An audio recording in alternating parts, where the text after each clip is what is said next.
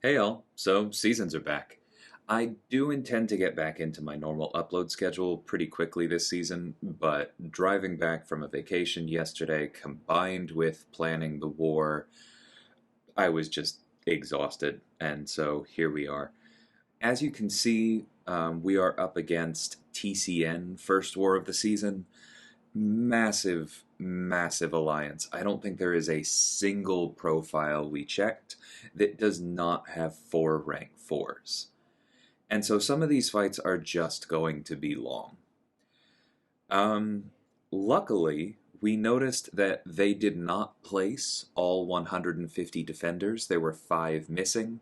So we started out with essentially auto winning the tie and a one death lead. We knew we'd win if we were behind by one on deaths given. We start out with this fight against Tigra. I've taken this many times. I actually think Reed is one of the safest possible options here, because even if you're not amazing at your Tigra dexes, every time she tries to throw a special, she goes unblockable, increasing your evade chance. You're reducing the damage of her specials. Reed has both physical and energy resistance. He keeps the power under control. Once you cross 2 bars, thanks to Power Focus 2, she will never go red. It's just really, really safe. And on top of that, we have Defiance this season. So there's no Mystic Dispersion to worry about even before you get ramped. Really, really easy fight. It does require you to be able to dex a Tiger special from time to time, and that is somewhat difficult, but that's gotten a lot easier for me as I've played her more, so it's just not something that I worry about. So next up we have Penny Parker on Power Snack. As I went over in my video on how to fight Penny Parker, which I'll link in the description, pretty much anybody can take her if you have the House of X pre-fight for those passive stuns. But even before this season, Reed was one of my favorite counters here, because the suppression affecting combat power rate, being one of the only good ways to affect combat power rate, means she throws fewer specials and you just have fewer things to worry about. On top of that, Reed controls Power Snack really well with Petrify, which also deals with backup recovery, the power gain when we hit 50%. His inborn energy resistances and the careful study debuffs reducing special damage also make it safe to eat a special 2 from Penny. You should never plan on that, but I have done that in the past, and I survived. It took out less than half of my health when it would have killed most other attackers. The energy resist also helps against the power burn damage. You saw we didn't take much there. And the Defiance tactic this season means that even if we have to dex a lot, baiting out her special 1s, she can't just sit there and eventually get to a special 2, because we're not gaining buffs. There's nothing for her to nullify. We have all the time in the world to set up properly, and as you're seeing, as long as we trigger the auto block while we have the passive stun up, she will burn her Spider Sense charges, reducing the threat, but she won't be able to purify the passive stun, and she will still get hit, she will still take full damage, and I won't get punished. But again, with Reed's very high evade chance, I can afford getting punished a few times on this node. He just completely locks this down and is very tanky against all of the weapons she has. So normally I do try to finish these fights with a special 1 for the extra pre-fights, but as you saw after my Tigra fight, I was already at 8 charges. And then the Careful Study passive gives us another 1, so we were going to be at 9 here when we finished. Regardless, went ahead, pushed to the special 3, got the big damage there. So then fast forward to section 2, I have this Silver Surfer. Like I said, this alliance has truly ridiculous prestige, and so you just know this Surfer is going to be rank 4. It's a very easy Claire fight, but it is not going to be a particularly quick one.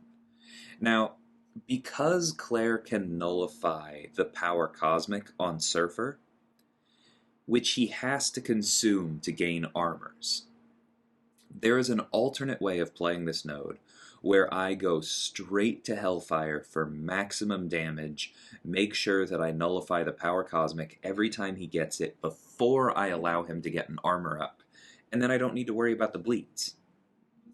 If you keep that in mind throughout this fight, you'll realize that that would have been very safe. Not once do I allow him to get an armor up. However, if I were wrong, if I missed a parry, and then he threw a heavy in the armor up phase, got that long armor while I was in Hellfire, I could have taken some pretty serious bleed damage. Odds are I would have been able to switch back into bleed and purify it before I bled out or anything, but that's just... it's not worth it. The fight is not that slow. Staying here, we heal up to full every time. He's never going to go unblockable on his special 2. If he does hit us, we have the invulnerability. He's not going to do his extra damage because that relies on how many buffs he has on him, and we're keeping that at 0. Like, this is just really, really safe.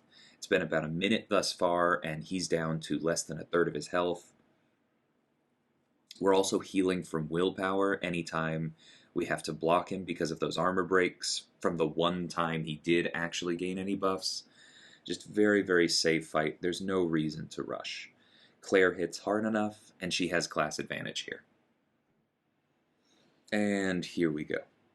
So this is a huge health pool relative to how tanky Surfer normally is, and to just talk about challenge rating again, the fact that he's a rank up did reduce both how often we landed crits and how big those crits were relative to our attack.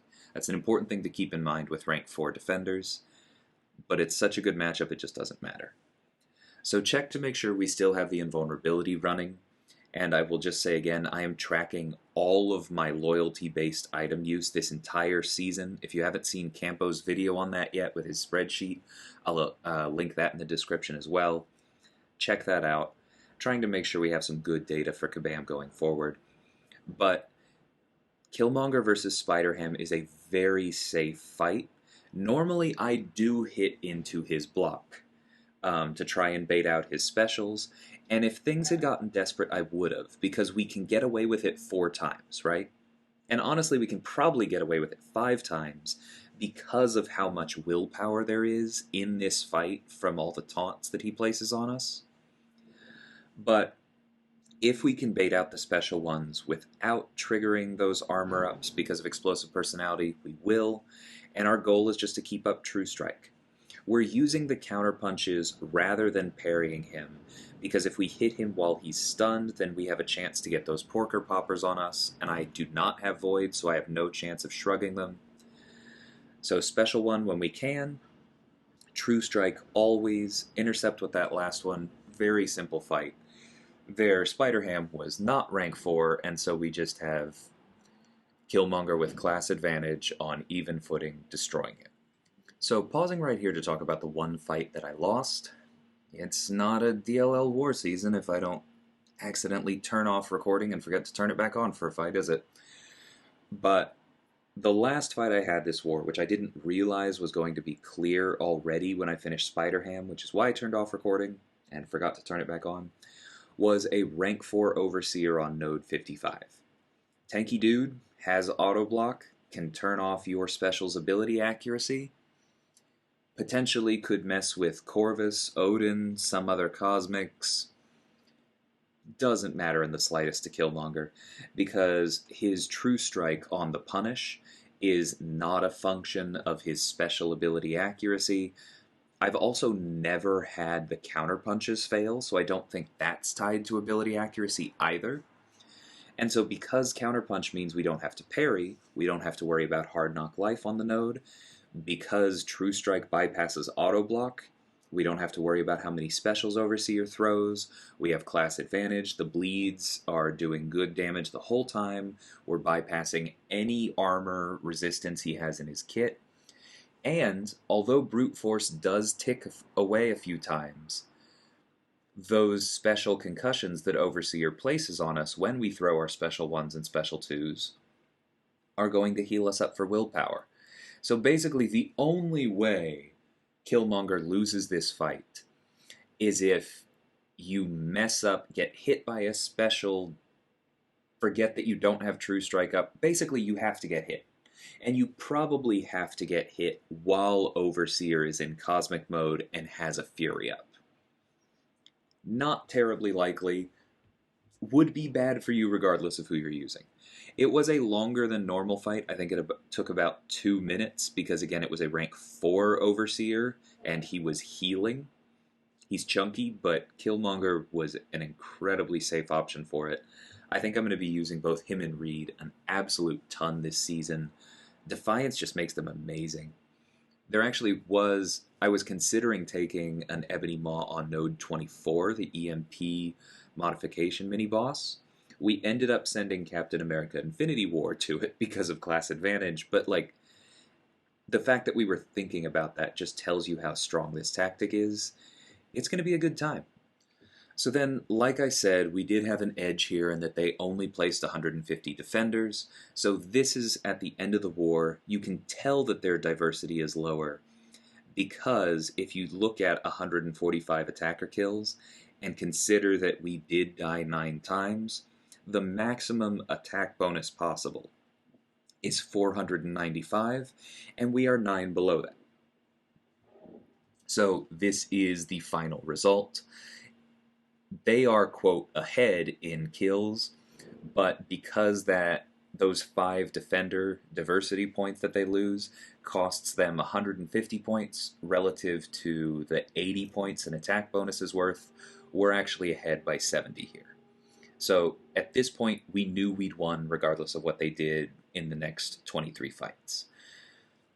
So the war isn't over yet, but I'm going to go ahead and put this out and happily report that despite a fairly characteristic Savage Squad season opening where, oh my god, you'd never die to that, how did you die to that, happens far too many times. We still managed to win, and honestly, this was probably better than our average season opener. So hopefully that's some rust shaken off, and we'll head forward from here, feeling really good about the group. So I'll just say one more time, I'm not going to rant in every war video this season about the changes to the item economy with loyalty potions and all that. It's just not productive in this forum. But I encourage you to check out Campo's video, track your item usage, make sure that we have data to pit against Kabam's data. Let's get a realistic picture of what different kinds of war seasons look like in terms of loyalty costs. And I will be making sure to bring up throughout the season which boosts I'm using when. So I didn't use any class boosts this war, but I did use an advanced power start boost and an invulnerability boost. And I didn't die at all, and I actually didn't heal, because I only really lost any health in my second fight with Reed. Claire finished at 100%, Killmonger finished both fights at 100%. So this is about as good as a war can possibly go, and it still costs 20,000 loyalty. So let's just keep that in the back of our minds this season, make sure that we're keeping track of our data, and good luck to everyone. Hope your first wars went well. If not so much, then good luck to you next time. Thanks so much for watching, and take care.